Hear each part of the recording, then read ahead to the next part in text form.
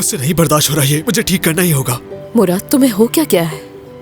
क्या करोगे वहां जाके और क्या बात करोगे उससे?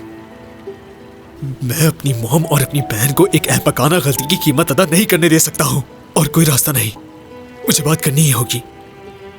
अगर मैंने ये कदम नहीं उठाया तो सब कुछ बर्बाद हो जाएगा। फिर मैं भी चलूंगी। बिल्कुल नहीं, तुम मेरे साथ नहीं आ सकती, मैं खुद जाऊंगा वहां। मगर मैं तुम्हें वहां अकेले जाने नहीं दे सकती। या तो मैं कमाल अंकल को फोन करूंगी या फिर मैं भी चलूंगी। फैसला तुम्हारा है।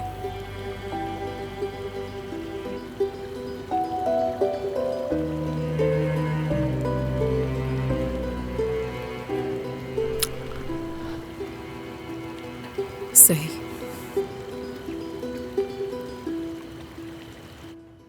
इस तरह कोई हल नहीं निकल पाएगा। मैं यहाँ बात करने आई हूँ, ना कि तुमसे लड़ने। तुम्हें मालूम होना चाहिए कि किस तरह से हम अपने बच्चों के मुस्तकबिल का फैसला कर सकते हैं। This is Aris Ahmed from Noor Entertainment.